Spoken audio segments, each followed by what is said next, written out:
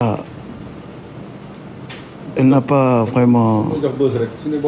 Non non non man sax bàyyil ma ñàkk déglu lu mu wax rek parce que c'est le plus important gëm naa ni bokkul ci ñi ma war a tontu naa def passe bàyyi ko mu dem. ak kan moo waxaat dara wax leen ma comme man suivre ma quoi. mooy ñi ci des moom amuñu ful mooy ñu ne Europe mooy waa. kan la ay kii. kan la mooy ki daan saaga waate. Kaliphone.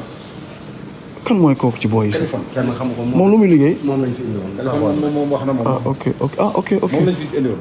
ah ok ok ok. donc y a pas de problème kooku moom. c'est un ami de mon ami moo tax je vais pas parler sur lui parce que.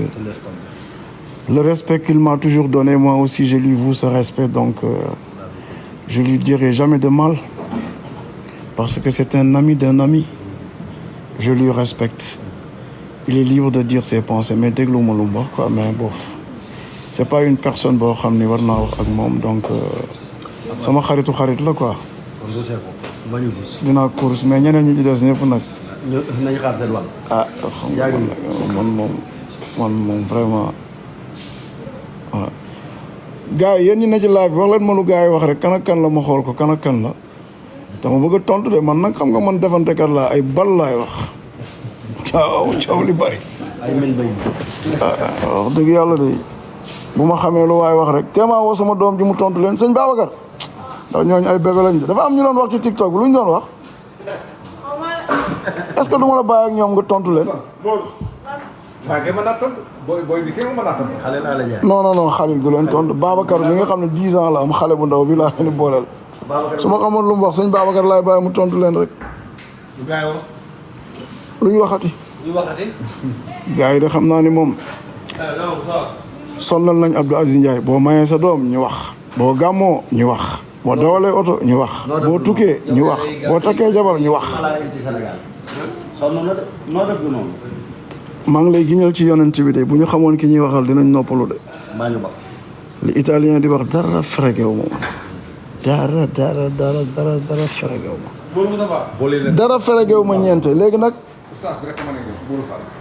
dama bëggoon dégg naa Kaliphone mi ngi live dem leen ci live Kaliphone xool ñaata nit ñoo koy seetaan ak man suma live bi nga xam ni amagul sax 5 minutes. bu ñu xamoon ni dara fregew ma de dinañ noppalu. wax dëgg yàlla man mii Abdou Aziz Ndiaye Al Amin vraiment sëñ Babacar lu ñu wax xale bu ndaw bi da laa bëgg mu tontu leen. xam nga loolu jarul lay daw. Babacar tey ngaa tontu ñuy wax ak sa baay ba xam lu ñu wax barki alxuraan bu ñu xamoon sa baay dinañ ko bàyyi bu ñu ma xamoon dëgg. woy fils ah. kan la. Abdou Aziz Mbaye min nuur yi ne ko mu yëg ci kaw waaw moo kana ànd kon gars yi xaar leen bu Abdou Aziz Mbaye ñëwee mu woyal leen min nuur yi comme na yëg ci kaw macha allah tey moom damaa yendoo nelaw sëñ Babacar waxal ma dégg ñu naan lan ñu ni xawaare moo amoon fii sa kër papa ji allahumma salli ala sayyidina muhammadin al-fatihi lima ughliqa wal khatimi lima sabaqa nasiri al-haqqi bil haqqi wal hadi ila siratika Oustaz Modou Fall lu mu leen tontu moom lu mu wax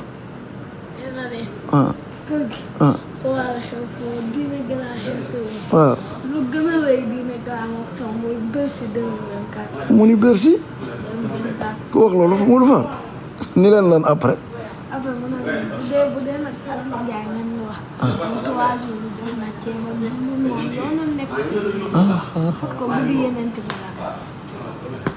ay waay ndaw Samba. je pense que Abdou Aziz Mbaye dafay ñëw je vais arrêter live bi tuuti après dama leen di jox nag rendez-vous ngeen abonné tuuti dama am ay gan dinaa leen tegal ñu wayal leen wayu Seydil Hadji Malick bu mu paree nag.